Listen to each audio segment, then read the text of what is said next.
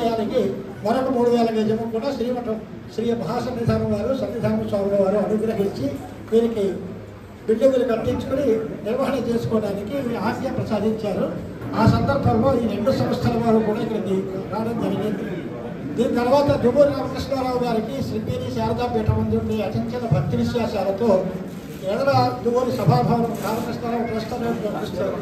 అక్కడ ఒక గ్రంథాలయం ఉంది, వేదాంత హోమియా గ్రంథాలయం ఉంది. ఈ ప్రాంతం అంతా కూడా రామకృష్ణారావు గారి సమర్పణ శృంగేరి స్వాముల వారికి. ఈ సందర్భంగా వారిని కూడా గుర్తు చేసుకోవటం ధర్మం కనుక మాట్లాడుతున్నాను. అలాగే ఇప్పుడు ఈ కార్యక్రమాలన్నిటికీ చేసుకోవడానికి అవకాశం కల్పించినటువంటి Sringeri Sharadapeetham CEO and administrator గురుసేవా నిరత శ్రీ పియ్య మురళీ గారికి స్వామి కృతజ్ఞతాపూర్వకంగా సత్కారం చేయడానికి శ్రీవారి అనుమతి ప్రసాదించవలసిందిగా కోరుతున్నాం. యాజమాన్యం భాస్కరరావు గారు, గౌతమిని అట్రాలయం వారు ఇప్పుడు కలిపి మురళీ గారిని గౌరవించాల్సిందిగా విజ్ఞప్తి చేస్తున్నారు. శ్రీ మురళీ గారు ఎదురు దయచేసి. Shri PA Murali, administrator and CEO, Dakshinamnaya Sri Sringeri Sharada Peetham Sringeri, for rendering committed services with dedication to propagate and sustain Sanatan Dharma and thus carving a place for himself as the ardent devotee of their holiness of Sri Sringeri Sharada Peetham Sringeri and as the able administrator and CEO of the Peetham. Felicitated on the occasion of Dharma Vijayatra at Rajahmundry from 26 November 2024 to 29th November 2024 from the Managing Trustees and Trustees of Sri Virinchi Vanaprastha Ashramam, Rajamahendravaram.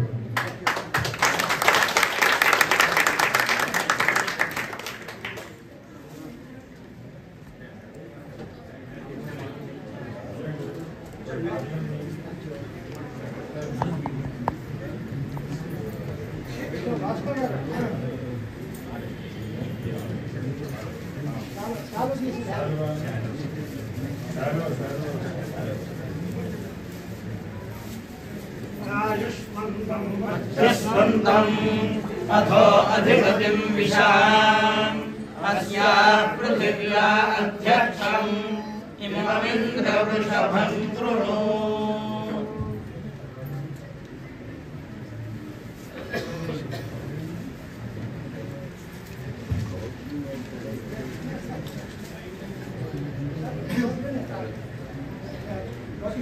Gautami Netralaya people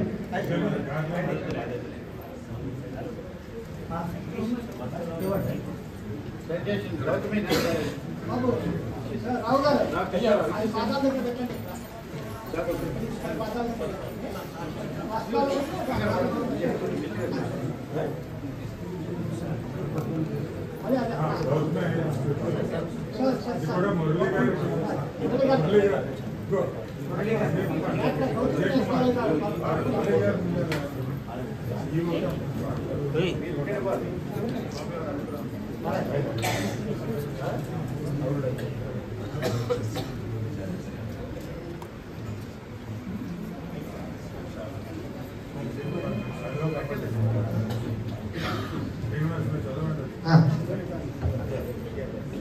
Citation.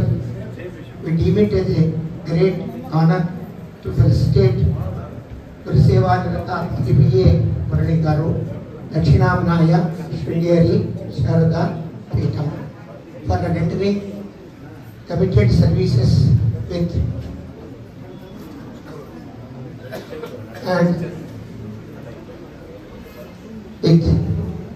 divine graces.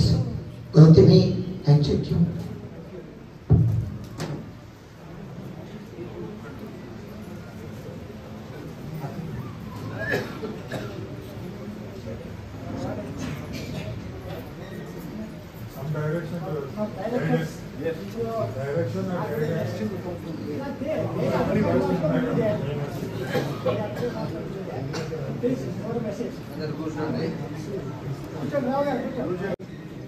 వివేకనం మహాప్రజ్ఞం దైవోదారుక్షమానం సదా వినోదవంతం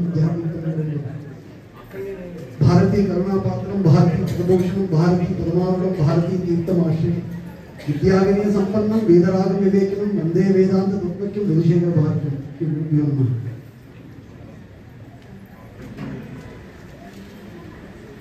deem it a rare privilege to be with you amongst you all here today. Vrindavan runs so well with so noble intention, and the kind of facilities that are being provided with no expectations is something which we from Sharada Peetham always dream of performing as a service to humanity. The fact that the trustees are doing it day in and day out with perfection and with no expectations, something which is laudable, which from Sharada Peetham side we would like to acknowledge.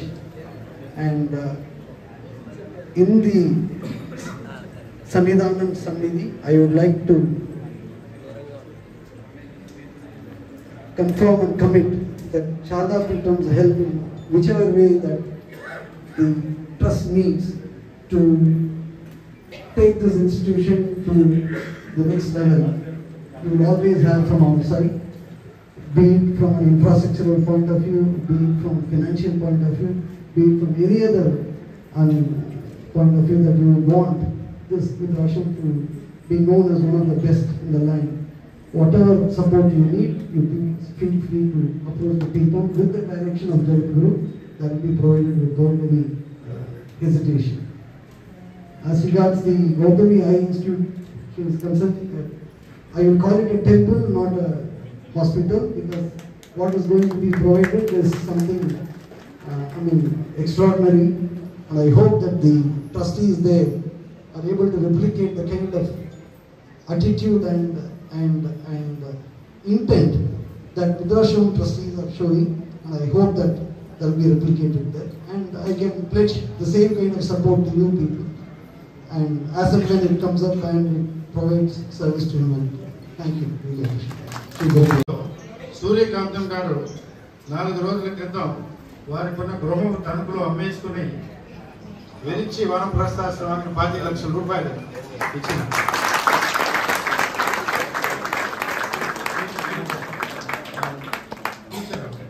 ఇక్కడ మన వనప్రస్థాశ్రమంలోనే ఉంటున్నారు.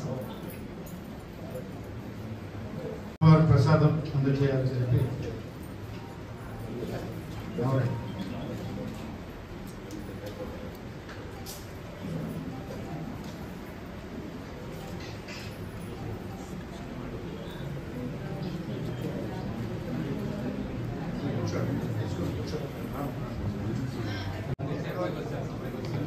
మహాసంఘటన వారి ఆశీస్సులతో శ్రీంగేరి జగద్గురు శ్రీ శ్రీ శ్రీ విజయశేఖర భారతి మహాస్వామి వారు ఇక్కడికి రావడం అనేది రెండోసారి.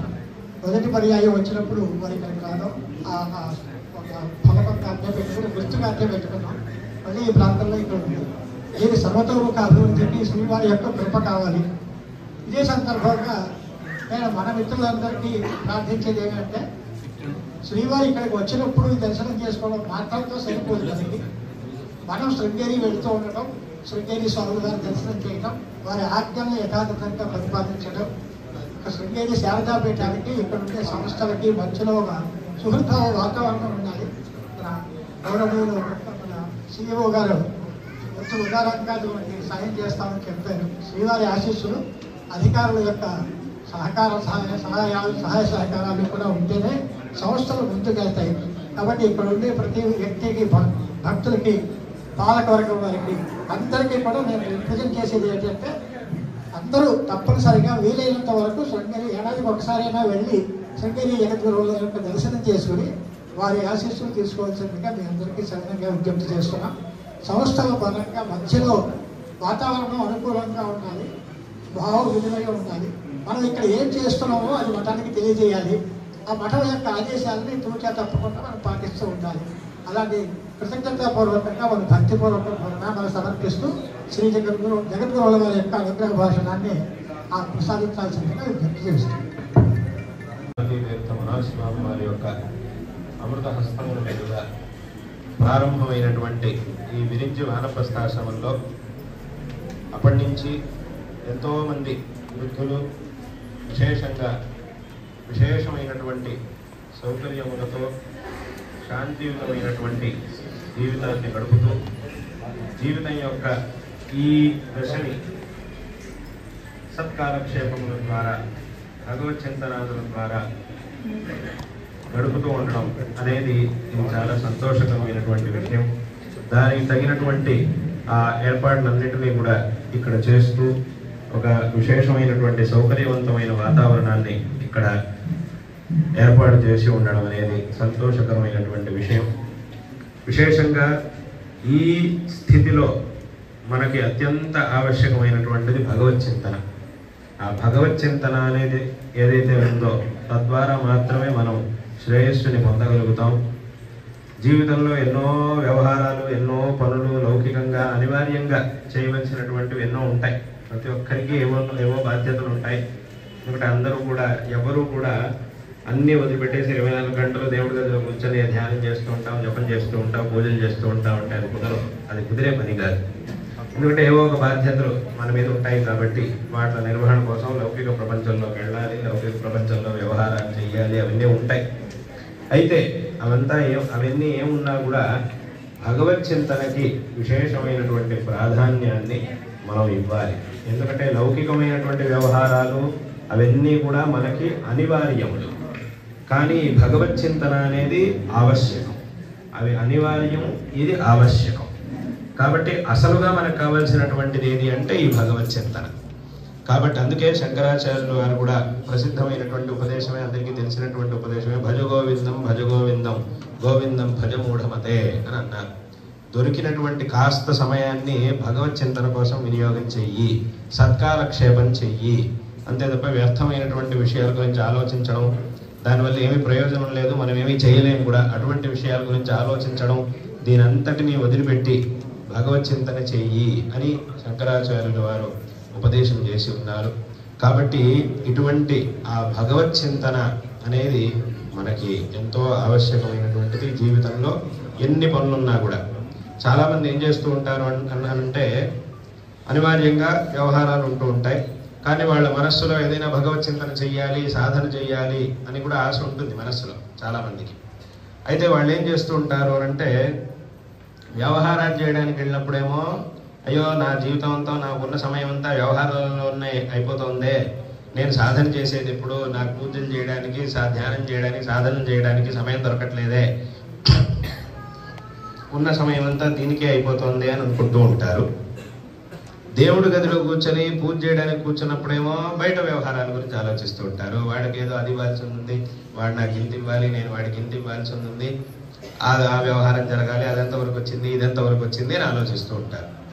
బయటికి వెళ్ళినప్పుడేమో దీని గురించి ఆలోచిస్తున్నారు, దీనికి కూర్చున్నప్పుడేమో బయట వ్యవహారాల గురించి ఆలోచిస్తున్నారు. దాంతో ఏమవుతోంది అని అంటే సమయం మొత్తం వృధా అవుతోంది. అటు అది సరిగ్గా కావట్లేదు, ఇది సరిగ్గా జరగట్లేదు, ఏది సరిగ్గా జరగట్లేదు. చివరికి దీంట్లోనూ ముందుకెళ్ళలేకపోతున్నారు, దాంట్లోనూ ముందుకెళ్ళలేకపోతున్నారు. కానీ ఇలా చేయకూడదు, ఇది తప్పు. మరి ఏం చేయాలి అని అంటే ముందు రెండింటినీ విభజించుకోవాలి. ఇంత సమయం నా భగవదారాధన కోసం, ఇంత సమయం వ్యవహారాల కోసం.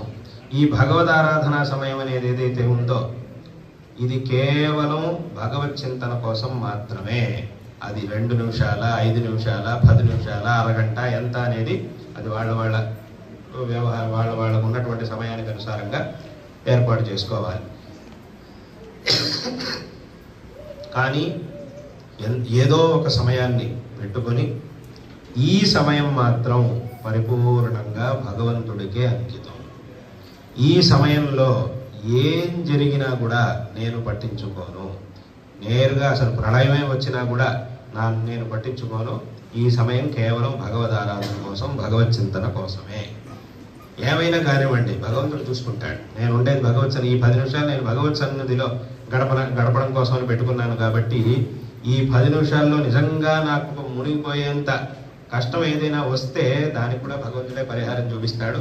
కాబట్టి భగవంతుడే చూపిస్తాడు కాబట్టి మనం అసలు భయపడాల్సిన అవసరం లేదు అనే ఆ దృఢమైన భావనతో భగవత్ చింతనను చేసినప్పుడు మొట్టమొదటి ఇటువంటి దృఢమైన సంకల్పాన్ని మనస్సుకి తెచ్చుకొని ఆ భగవద్ ఆరాధనకి ఒకంత సమయం, ఆ తర్వాత మళ్ళీ వ్యవహారాలు, బయటకు వెళ్ళడం, వ్యవహారాలు అవన్నీ ఉండనే ఉన్నాయి. ఆ వ్యవహారాలు, ఆ తలనొప్పి అదంతా ఉండనే ఉంది. కానీ ఇదే ఎంతో ఆవశ్యకమైనటువంటిది. అందుకే శంకరాచార్యుల వారు ఇంకొక చోట కూడా గేయం గీతా నామ సహస్రం ధ్యేయం శ్రీపతి రూపమజస్రం అని కూడా ఉపదేశం చేసి ఉన్నారు. అంటే ఏమిటి, భగవద్గీతను పఠించాలి, సహస్రనామాలని పఠించాలి, అంటే దొరికినటువంటి అమూల్యమైనటువంటి సమయంలో ఈ గ్రంథాలని పఠించాలి అని అక్కడ విశేషంగా ఉపదేశం చేసి ఉన్నారు. ఎందుకంటే చాలామంది ఒక విషయం అడుగుతూ ఉంటారు, నా దగ్గరకు వచ్చి అడుగుతూ ఉంటారు, సో మేము ఎక్కడెక్కడో ఉంటూ ఉంటాము, మాకు ఏదో సాధనలు చేయాలి, తత్వం గురించి తెలుసుకోవాలి అని మాకు మనసులో చాలా ఆశ ఉంది, కానీ మాకు ఉపదేశం చేసేటటువంటి సరైనటువంటి గురువులు ఎవరూ లేరు, అక్కడ మేము ఉండే చోట ఎవరూ లేరు, మాకు దానికి సౌకర్యాలు లేవు, కాబట్టి మమ్మల్ని ఏం చేయమంటారు అని కొంతమంది అడుగుతూ ఉంటారు.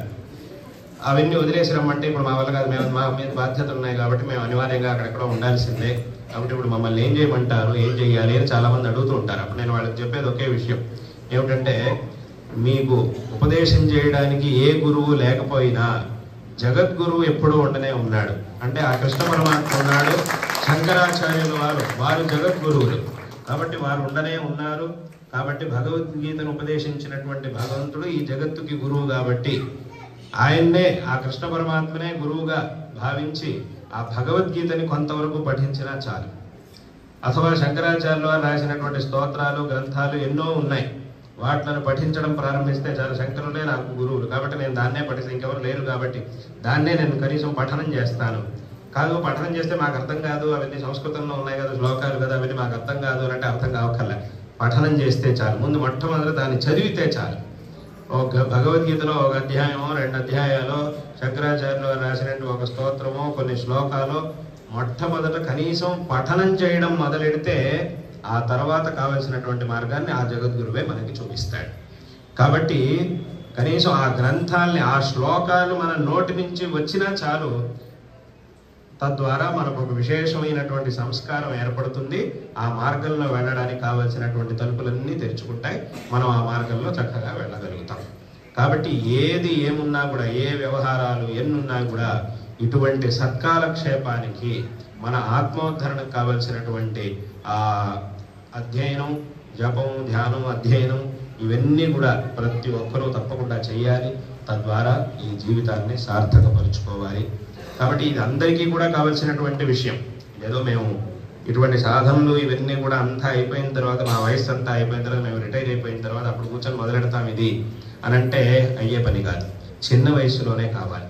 అంటే చాలామంది ఏమనుకుంటూ ఉంటారంటే, ఇటువంటి ఆధ్యాత్మిక సాధన ఇదంతా కూడా అన్ని వ్యవహారాలు, అన్ని బాధ్యతలు పూర్తయిపోయిన తర్వాత ఇంకేమీ పని లేదు, ఖాళీగా ఉన్నప్పుడు మాత్రమే దాన్ని మొదలు పెట్టాలి అని చాలామంది అనుకుంటారు. కానీ అది తప్పు. అలా అనుకోవడం అది తప్పుడు కల్పన. వాస్తవంగా ఈ ఆధ్యాత్మికమైనటువంటి మార్గం, దీని జ్ఞానం మనకి ఎప్పుడు కావాలి అనంటే, నిజంగా ఎప్పుడైతే మన బాధ్యతల్ని మనం నిర్వర్తించవలసి ఉందో అప్పుడే వాస్తవంగా దీని యొక్క ఆవశ్యకత ఎక్కువ ఉండేది. అంటే ఒక ఉదాహరణ చెప్పాలంటే, ఈ ఆధ్యాత్మికమైనటువంటి విషయాల్ని, తాత్వికమైనటువంటి విషయాల్ని మనకు ఉపదేశించడంలో అత్యంత ఉత్కృష్టమైనటువంటి గ్రంథం భగవద్గీత. అయితే ఈ భగవద్గీతని భగవంతుడు అర్జునుడికి ఎప్పుడు ఉపదేశించాడు అనంటే, నీ పనులన్నీ అయిపోయిన తర్వాత, నీ బాధ్యతలన్నీ పూర్తి చేసేసుకొని నువ్వు రిటైర్ అయిపోయిన తర్వాత, అప్పుడు నీకు నాకు పని ఉండదు, అప్పుడు నా దగ్గరికి వచ్చి కూర్చో, అప్పుడు నేను నీకు నేర్పిస్తానని చెప్పలేదు భగవంతుడు. ఎప్పుడు చెప్పాడు? ఈ భగవద్గీతను కృష్ణ పరమాత్మ ఎప్పుడు ఉపదేశించాడు? అర్జునుడు తన జీవితంలో అన్నిటికంటే పెద్ద కార్యాన్ని ఎప్పుడు చేయవలసి ఉన్నదో, అసలు దేనికోసమైతే అర్జునుడు పుట్టాడు, ధర్మాధర్మాలకి మధ్యలో జరుగుతున్నటువంటి పెద్ద యుద్ధం, కురుక్షేత్ర యుద్ధం, అటువంటి ఆ ధర్మాన్ని నిలబెట్టడం కోసం, భగవద్ అనుగ్రహంతో ధర్మాన్ని నిలబెట్టడం కోసమే పాండవులందరూ పుట్టారు. కాబట్టి ఆ ధర్మాన్ని నిలబెట్టడంలో అత్యంత పెద్ద కార్యం ఈ కురుక్షేత్ర యుద్ధం అనేది. అంటే ఇది ఒక పెద్ద బాధ్యత అర్జునుడికి. అటువంటి బాధ్యతను నిర్వర్తించవలసినటువంటి సమయంలో కృష్ణ పరమాత్మ అర్జునుడికి ఆ తత్వాన్ని ఉపదేశించేటటువంటి భగవద్గీతను ఉపదేశించాడు. ఆ భగవద్గీత ఉపదేశాన్ని పొందిన తర్వాత అర్జునుడికి జ్ఞానోదయం అయింది. తాను ఏం చెయ్యాలి, ఏం చేస్తే, దేనికోసం తన జన్మ ఎందుకోసం తనకి లభించింది, తాను చేయవలసినటువంటిది ఏమిటి అనేటటువంటి విషయాలన్నీ కూడా అర్జునుడికి తెలిసినాయి. అప్పుడు తన యొక్క కర్తవ్యాన్ని చాలా సమర్థవంతంగా నిర్వర్తించాడు. కాబట్టి ఇదేదో ఈ భగవద్గీతలు కానీ అథవా ఈ గ్రంథాలు ఇవన్నీ కూడా ఎప్పుడో అన్నీ అయిపోయిన తర్వాత చదువుకోవాల్సినవి కావు. ముందు నుంచే, చిన్న వయస్సు నుంచే, బాల్యం నుంచే తప్పకుండా కావాలి. వార్ధక్యం వచ్చాక తప్పకుండా కావాల్సిందే. అప్పుడైతే ఇంకా సందేహమే లేదు, తప్పకుండా దాని అవసరం ఉండనే ఉంది, ఖచ్చితంగా అది కావాల్సిందే. కానీ అప్పుడు మాత్రమే కావాలి అనుకుంటే మాత్రం అది చాలా పెద్ద పొరపాటు. చిన్నప్పటి నుంచే ఈ అలవాటు, ఇటువంటి ఈ సాధన, ఈ మార్గం యొక్క జ్ఞానం అనేది మనకు ఎంతో ఆవశ్యకమైనటువంటిది.